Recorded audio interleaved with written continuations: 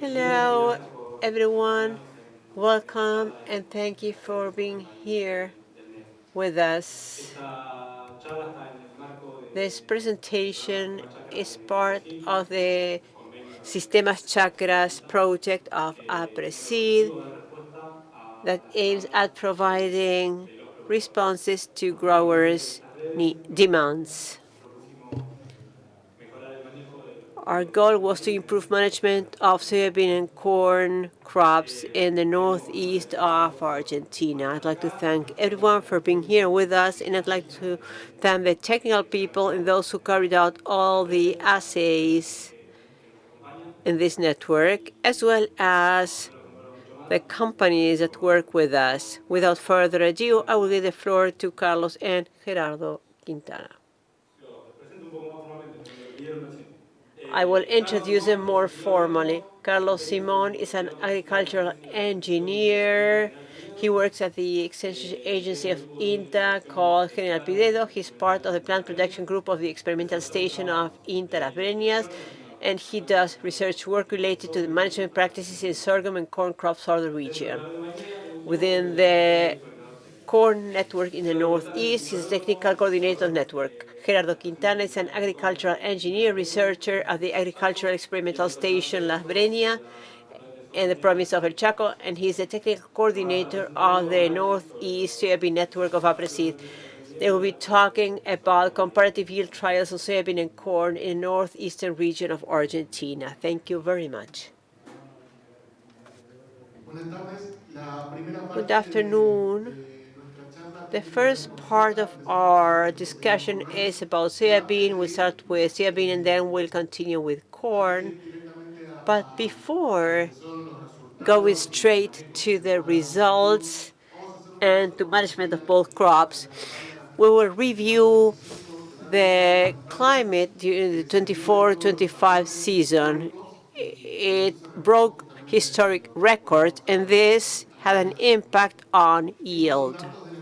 These are data from Las Breñas Meteorological Station, December to March, comparing rainfall last year, rainfall in our last season, and we compare that with historic values. December had rainfall that was a little bit below the mean, but the main feature was the drought we had in summer at Las Breñas.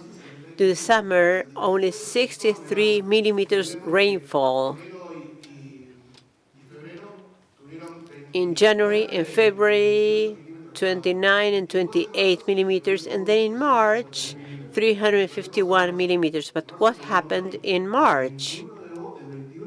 On March 21st, autumn started, so almost throughout the planting and reproductive cycle, there was a drought, very important drought, and there were also very high temperatures. This is what happened at the different sites in the soybean network. Here on the left, we see cumulative rainfall in January and February, and we see that Las Breñas, Coronel Durati, and El Chaco barely exceeded 50 millimeters, but going southwards, rainfall increased during January and February. So Tostado rainfall exceeded 150 millimeters, Minetti 200 millimeters, and this has an impact on yield.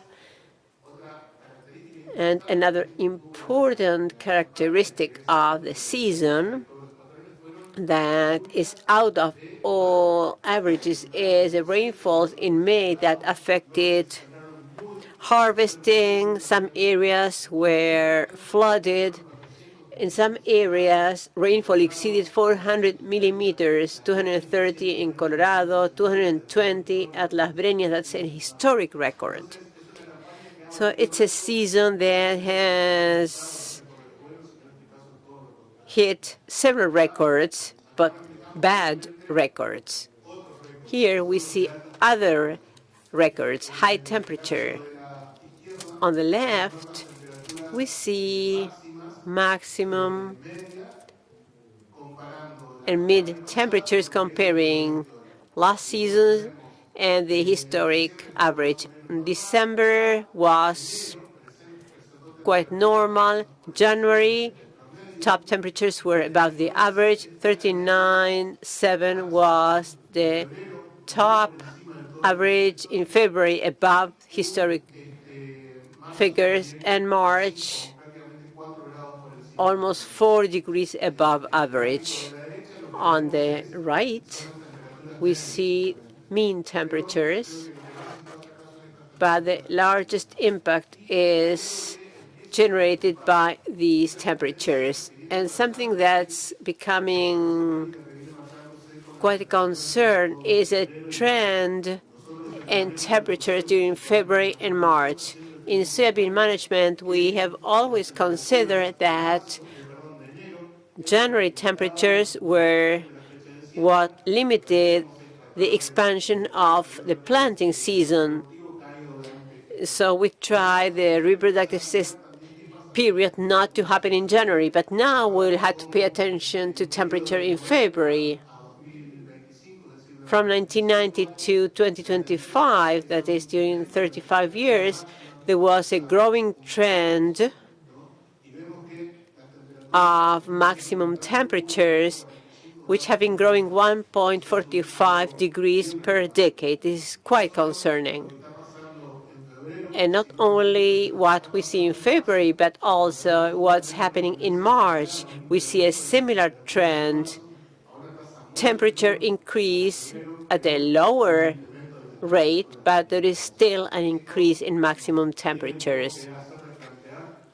This should make us rethink what we have been doing so far. We'll now get into soybean crop. So what do we do when we face seasons like the last one? I think there are two things we can do: improving the quality of the environment and crop management. We believe that we can work on crop rotation, improving rotations, increasing frequency, including grasses, cover crops, improving grass cropping, and there is also crop management. Planting date is key. Choosing selection of varieties, seed quality, and planting quality are also key factors. Through our work in the Northeast network, we have seen that in order to maximize yield, we need 650 millimeters during our season, but those 650 millimeters should include the rainfall of the 30 days before planting. That is, we need rainfall for short fallow. If planting date is around December, then 150 millimeters that we usually have before planting play a key role. And this is not the only thing that matters. We also have to see how those 150 millimeters are stored.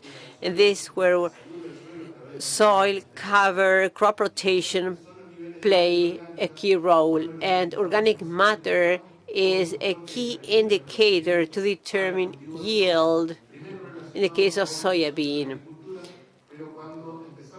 When we start exploring our database and we try to find those assays that include over 650 millimeters during that same time window, we found that there was an increase in organic matter levels. There was an increased yield as organic matter increased, and we have seen that after 2.5% of organic matter, yield would not only increase but would also become stable.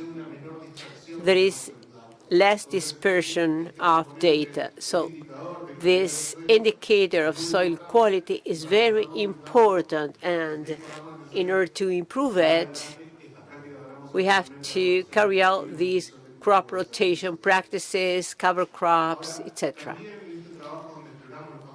In this study, we have also found that heat stroke also plays a key role, and it affects yield. What we did here was to consider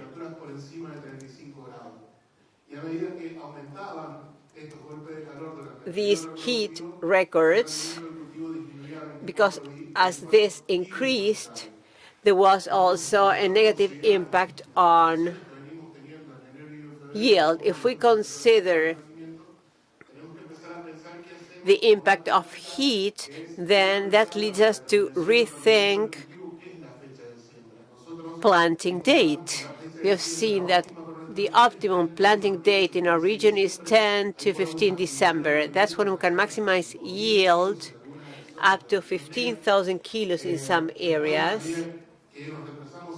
And as we get further into December, we may still reach high yield levels, but as we get into very late December, we see an impact on the yield potential, and that loss becomes bigger as time goes by. From December 27 to January 10th, we lose 28 kilos, 45 kilos in the next period. And if we go to very late times, like end of January, beginning of February, we may lose up to 60 kilos a day.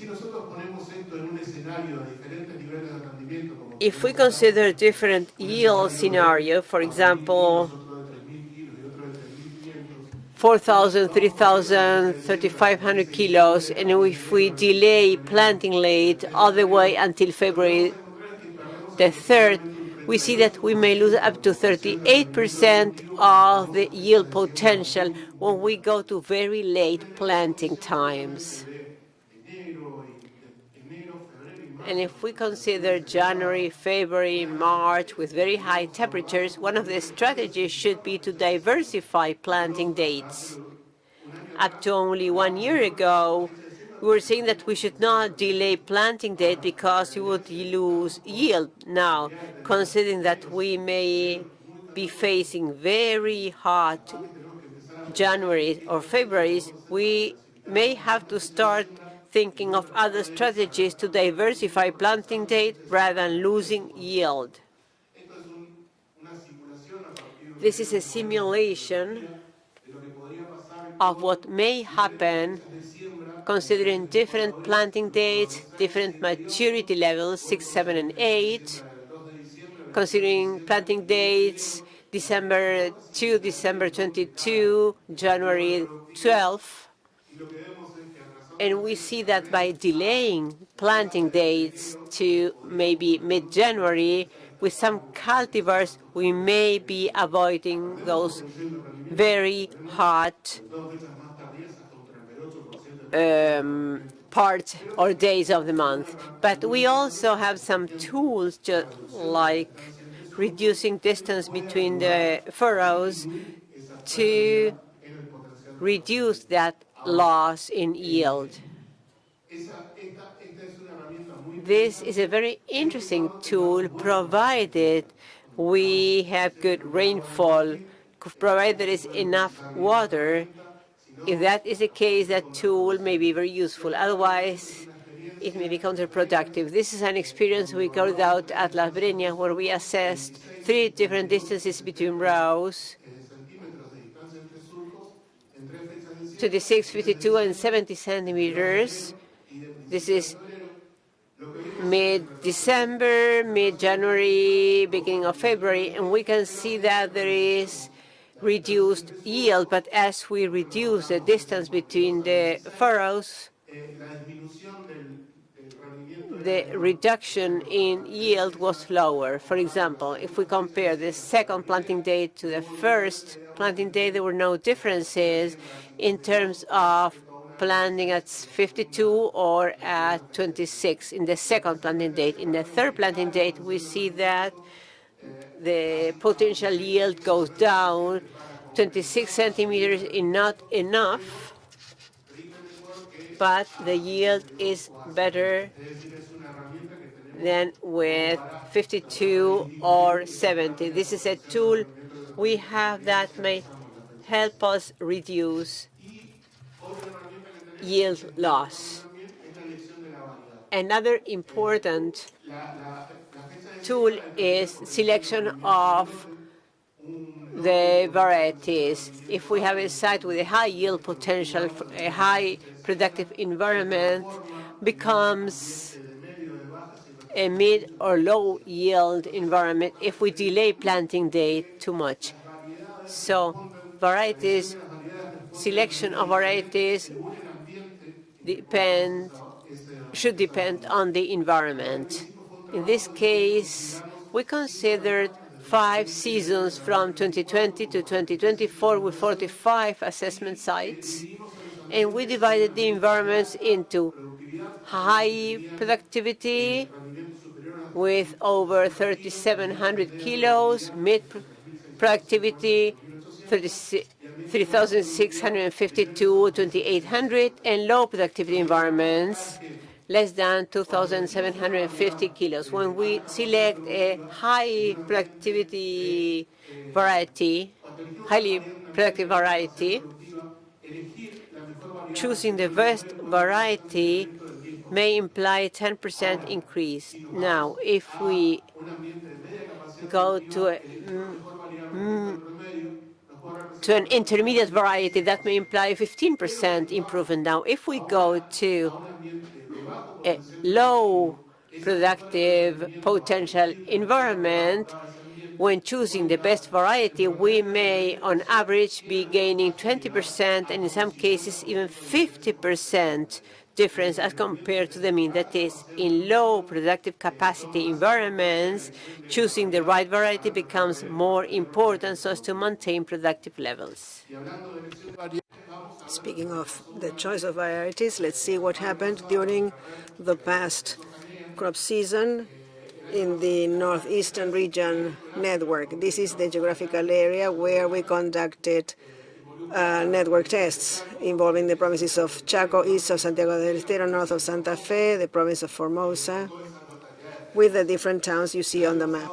Last year, we assessed 9 varieties. We saw 29 plots, 15 towns. We ended up harvesting only 21 test sites in 11 locations. These are the yield levels in the various towns or locations. We see that those that offer the highest yields, like Tostado, Bandera, and Villaminetti, were the ones where rainfall in January and February had been better.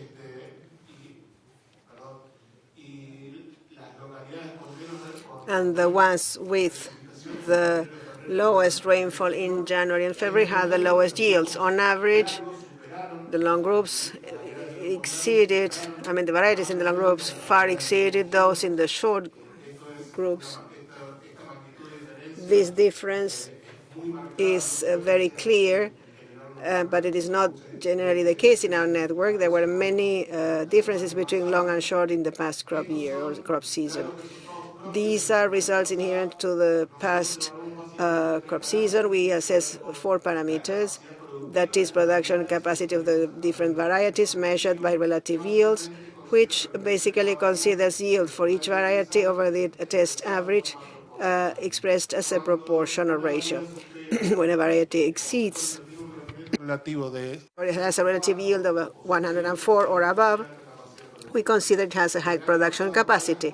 Last year, for the short ones, those with higher production capacity were the M64, K64, and Bio 6.81. In the long ones, we had few varieties, only 3. None reached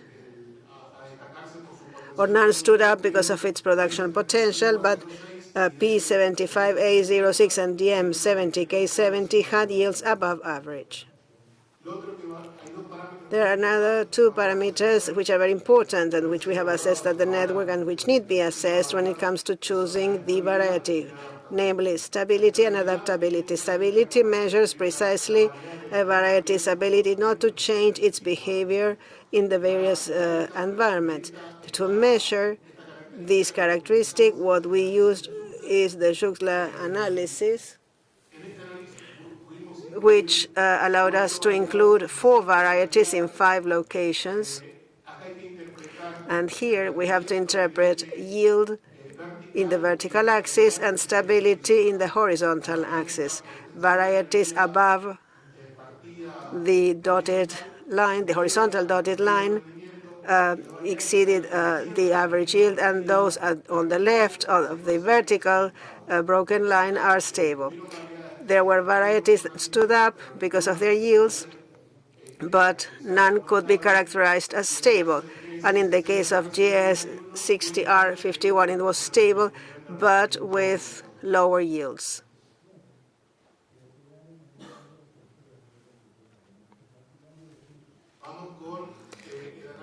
Let's now look at stability analysis for long groups. The slide says short. We analyzed 4 varieties, 3 varieties, 4 locations. There was one that stood up because of its production level. For these locations, P80A02 was found stable, but with a yield below the average for the 4 locations. As for adaptability, which is the other feature that we assess within the network, which measures a variety's ability or capacity to improve yields when production capacity increases. For the short groups, we identified 2 varieties that could be adapted to high production capacity environments, BIOS 6.11 and BIOS 6.81. The M64K64 was characterized as adaptable to low production capacity environments. This is interesting. It is a variety with very good production capacity, but whose yield does not drop in low production capacity environments. GS60R51 was stable, according to Shukla. And in the long group, P75A06 was identified as adaptable to high production capacity environments, P80A02 adaptable to low production capacity environments, and the M70K70 had a good yield potential, but did not have any specific adaptability. Summarizing for the whole network, within the short ones, there are 2 varieties that stand out because of their yields. The M64K64 and Bio 661, one adaptable to high production environments, high production capacity ability, and the other one low. In the case of P75A06, adaptable to high production capacity environments. This is what I had to share in relation to soybean and the soybean network results. And now I will give the floor to Carlos Simón with the corn network. Bueno, buenas tardes. Good afternoon. Now I will tell you about the crop season for the corn network.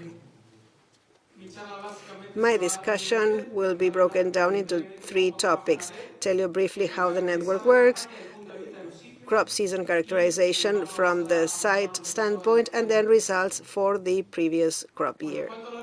As to the network, it is similar to how we work with the soybean network. That's the area covered, the one that you see on the map, which is including the east of Santiago, Chaco, Formosa, and the north of the province of Santa Fe. Trials are conducted on macro plots, and we want to use the type of management that farmers use so that this will be representative when analyzing yield. Variables analyzed are yield per plot, moisture content till harvest, sanitation, and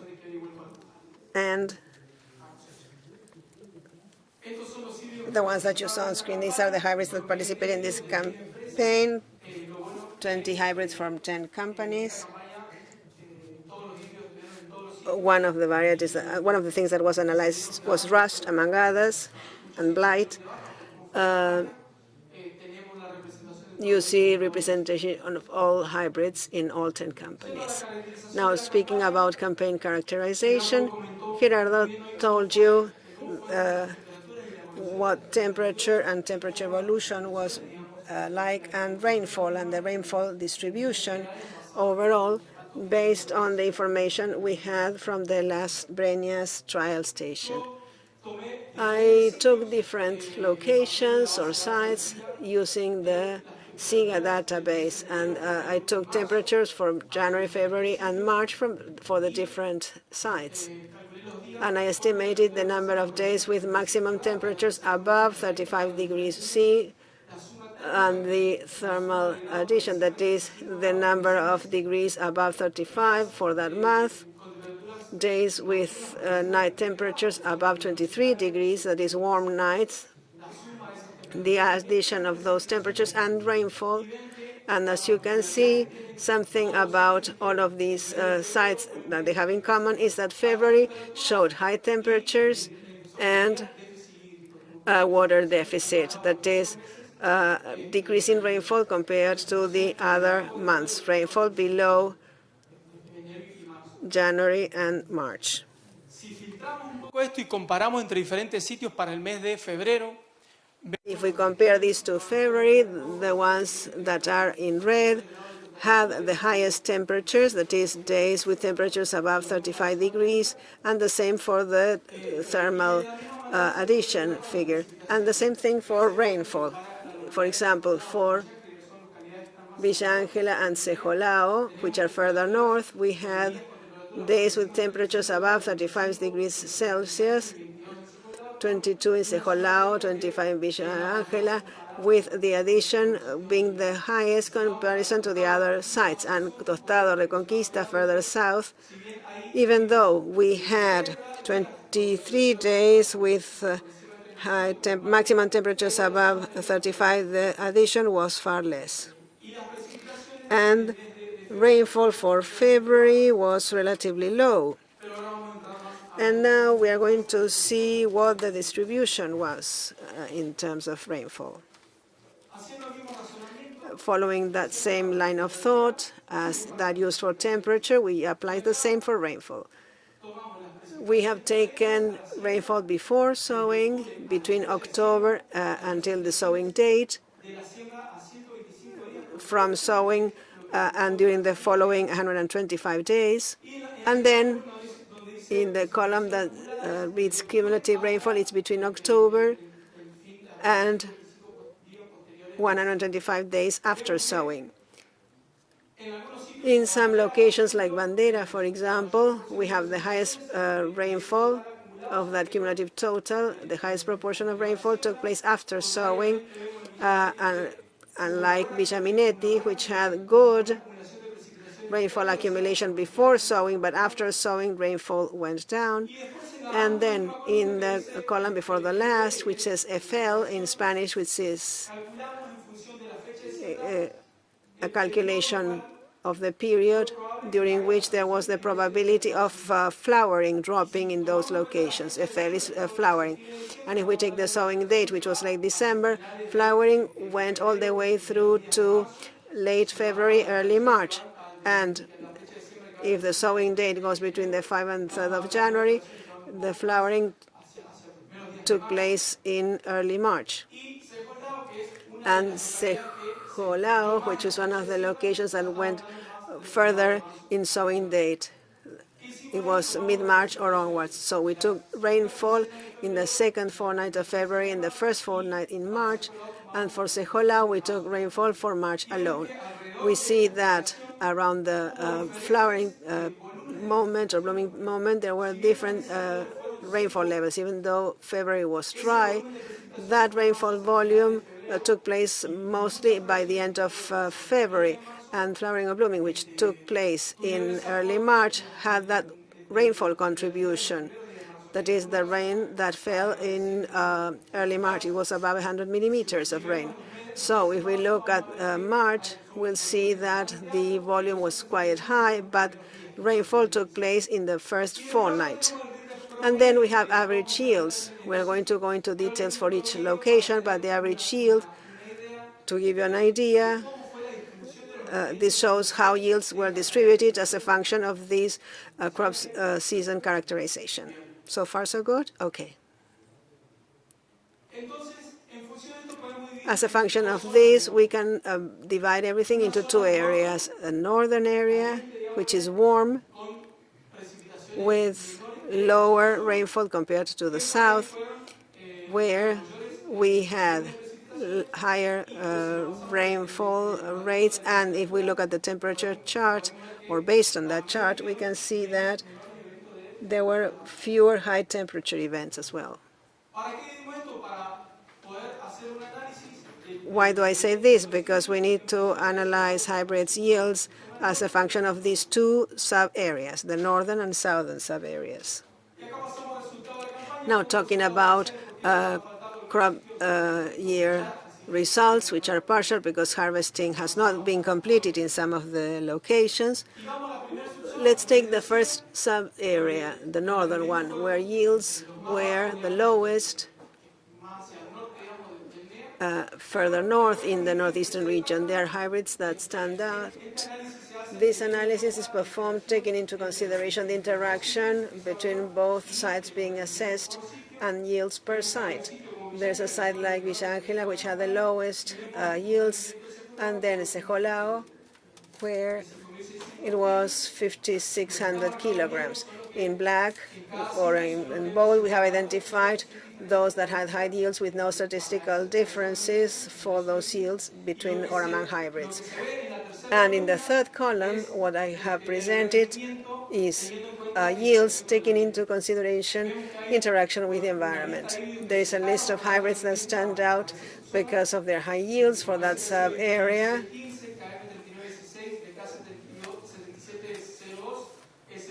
SP 2743, NK 842, Pioneer 2297, P 1804, and BRB 8472, as well as the others in bold. And then in the pie chart, we see the contribution for the site, the hybrid, the site-hybrid interaction, and we can see what hybrids stand out in the various locations, and especially in the interaction with the site. There are hybrids that did not have the highest yields, but which showed the most stable yields on the other hand.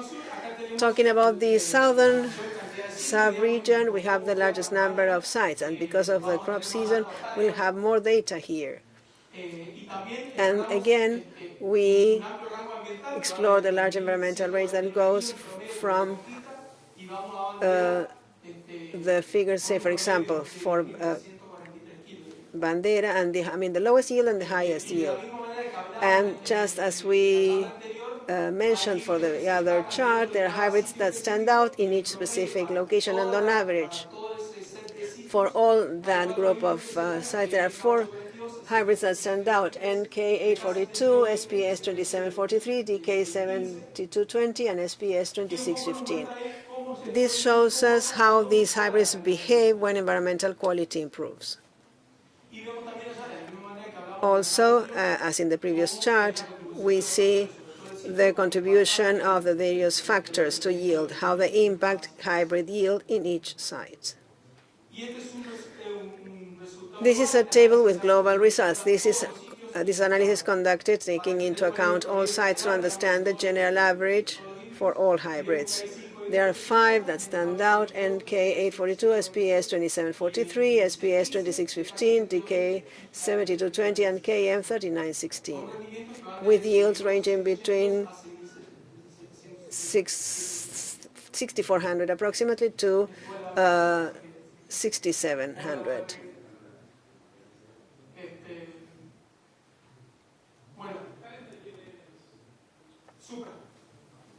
Sorry, but they made a question off mic. The question that comes up and which we ask ourselves is, what do we know in the face of this situation to face the coming crop year? There were events of thermal stress in March, in February. When we think of corn, the idea is to avoid flowering in January, but we are facing thermal stress and water stress in months where this should not generally be the case. So we ask ourselves this question, considering what Gerardo said, how to differentiate environmental features that are a determinant factor for yields, and those that have to do with crop management. One of the analysis we performed using data from the network is when speaking of environmental quality, we consider organic matter, as Gerardo said, and the importance of understanding when choosing plots with good organic matter, because the impact of yields is 1,200 kilos per hectare per 1% of organic matter. There's no way that we can have high yields unless we have quality plots. And then, on the other hand, useful water for sowing. There was research of the water profile, and there will be large dependence on coverage and on water retention capability in the soil. So trying to improve environmental quality will go hand in hand with looking for water storage and, above all, increasing organic matter levels and maintaining the levels present in those soils where the organic matter level is good. Gerardo also referred to diversifying sowing dates. In the case of corn, sowing takes place on just one location.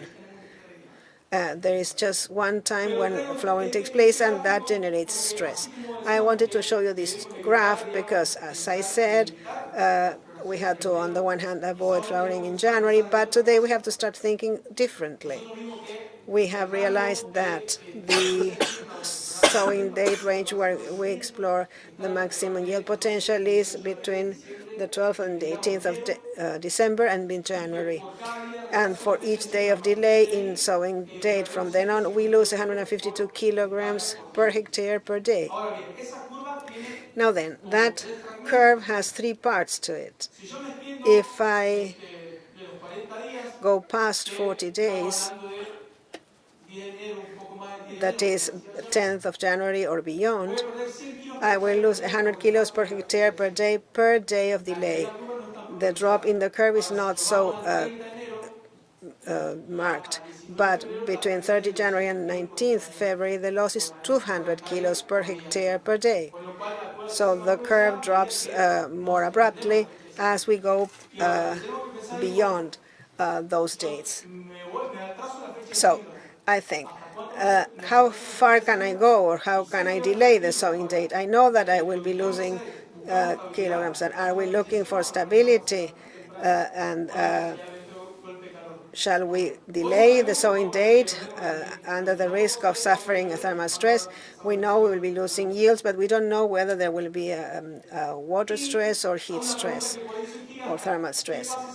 Another question, what happens if I go too long before sowing, if I delay that date too much?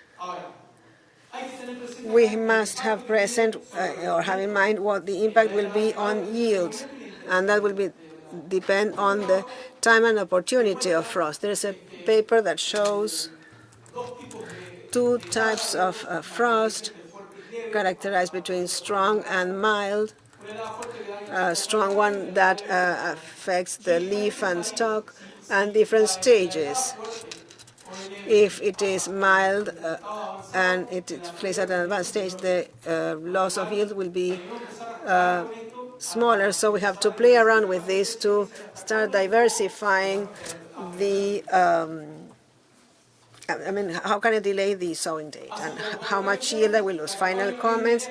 The corn season in Northeastern region was defined mainly by sowing by late December and early January. It was characterized by high temperature events, both night and day, in February, which possibly coincided with corn flowering. February was characterized by low rainfall, and this might explain low yields. And as I said, well, there was small rainfall in February, but in some locations, if flowering took place in late February and early March, rainfall was abundant. There was more rainfall by late February. those 29, 30, 40 millimeters were recorded in late February. Understanding environmental improvement from organic matter and water capture standpoint will allow us to face the risks of a poor crop year. And just think of the environment taking these two parameters into account. And the choice of hybrids and diversifying sowing dates are two tools that we still have at hand for reducing risk. There is a ranking for higher potential environments are delaying the sowing date until a certain point allows us to have or to obtain relatively good yields. These are the tools we have at hand to reduce these risks. In concluding, we would like to thank all those who conduct these trials, that develop and obtain data and information, contractors who have to harvest 60 plots, and the seed companies that fund the network. Also, Ignacio, who coordinates the network. That's it. Thanks very much, and I remain open for any questions that you may have. Thank you.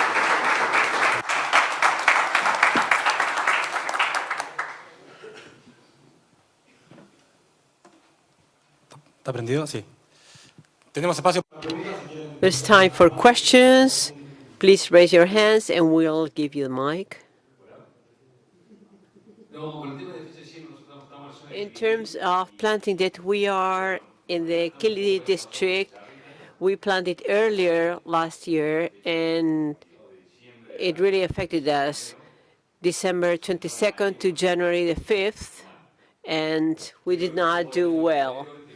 But the previous year, the heat stress affected us in March, so now we have to rethink things, and we cannot diversify dates very much because of logistics issues and contractors' issues. What would you recommend? Well, you said something about diversifying a little, not concentrating.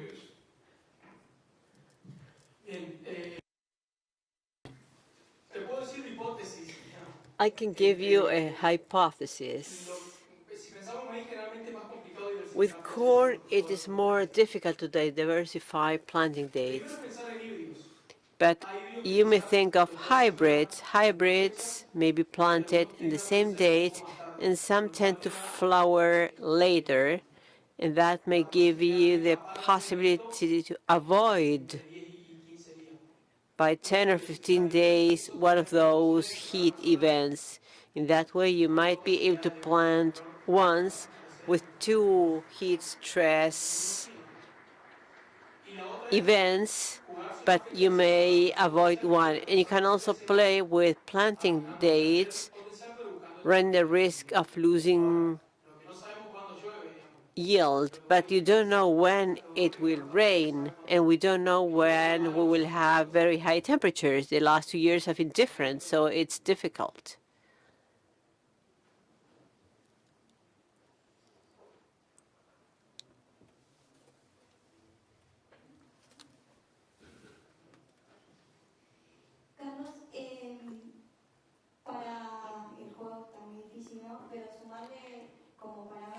If we add density to these parameters regarding planting dates, can you say anything about that? That's a good question. We were discussing this today. Which are the highest densities and which are the lowest?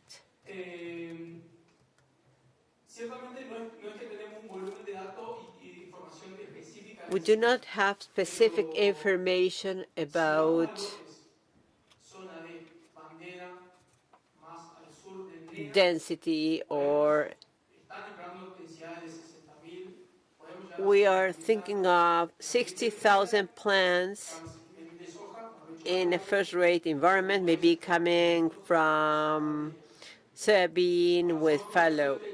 Now, if in the southeast of Chaco, where I come from, today we are not getting over 50,000 plants because the environment is different.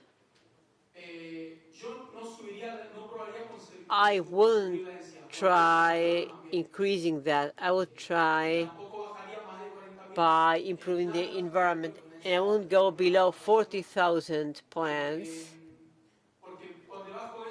because below that you may have other problems such as wheat, because you will not be covering all furrows. But that's my opinion. I'm not sure whether I've answered your question. What's your name?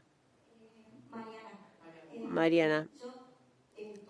I am Mariana. I've been trying this, and what I saw was that with delay dates, sometimes since I'm going to a more marginal date, I would go down because environmental quality has gone down. I got better results by increasing density. I'm speaking about late dates, maybe after February 1st. This season, yes. And I've seen differences of up to 2,000 kilos. I was surprised by the results. I have 6 sites, and this is something that is replicated, but it also depends a lot on the material. Some hybrids can stand density much more than others. And which was a higher density you tried? The idea was to have normal density, what is recommended by the cedar for our environment, and multiply that times 1.5 and times 0.5 for ultra high and ultra low. So those were really high densities.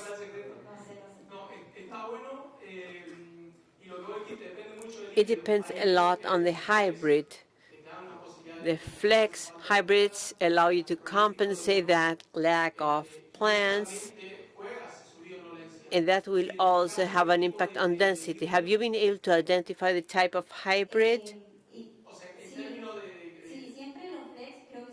Well, flex are the best in this case. But in the environments where we got the best results, those were harvestable spikes. In some cases, we were even able to see them. What about rainfall? What was the area? I have different sites: Sachayo, Coronel Rico, Bermejo. I have a little bit in Campo Gallo. Well, we'll be asking lots of questions. I ran out of here. But it's good.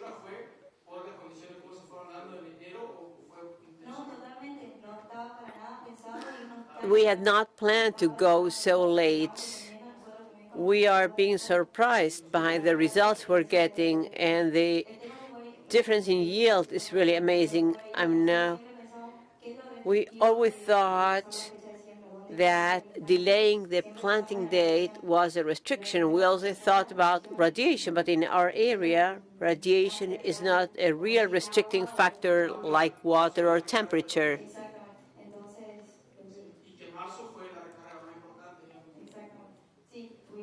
Yes, we were lucky. Thank you. Great comment.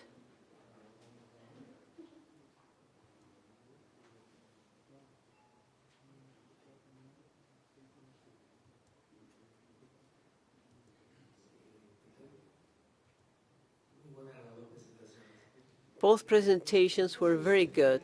In the case of soybean and corn, you show the graph with the negative impact on yield when you delayed the dates after a certain number. Can you help me understand that?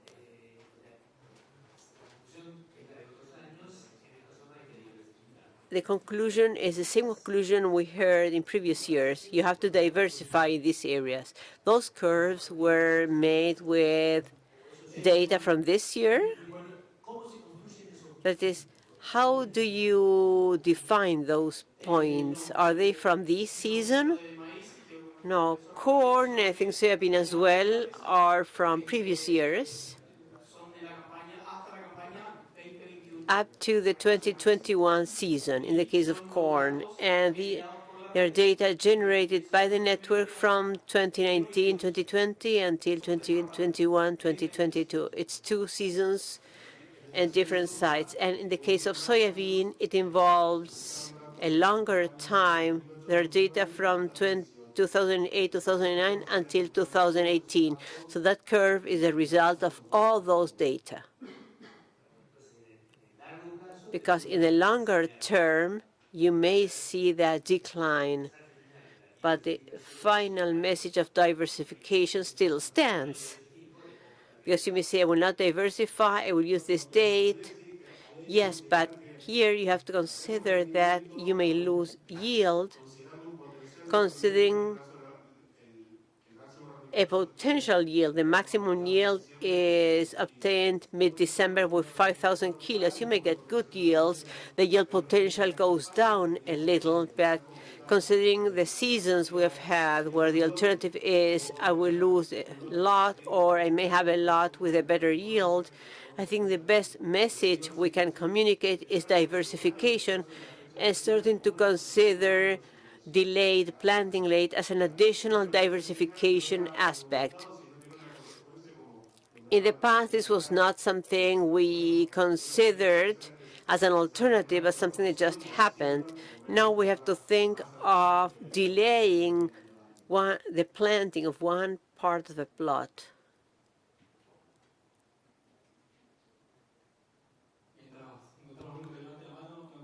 While other questions come up, I have a question for both of you. It's clear that we're going to later planting dates because we will gain in yield and stability. What about earlier planting date if we go back to spring? Any comments? Well, in the case of soybean, springtime planting dates happen very rarely because of the lack of stability. It is feasible, but you need conditions like water accumulation. This season may be the right one for springtime planting because we have had good rainfall during autumn, so usually we have enough water. So you may start early planting with in one part of the surface. It's a totally different management system, totally different from regular planting. Usually you plant in summer. You should consider shorter terms.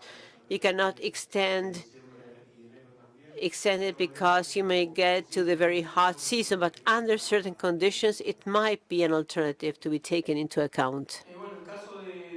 In the case of corn, it's the same. The limiting factor, as our colleague said, is rainfall and excess water. This is what really has an impact on it. In the case of corn, we have another issue, which is gallgulus, and we already had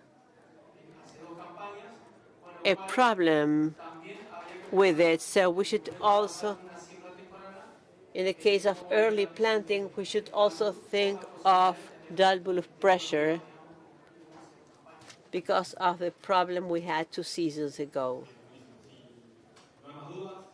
Well, if there are no more questions, I'd like to thank Carlos and Gerardo. And if you still have questions, we'll be around. Mariana, please don't leave. Thank you for being here with us.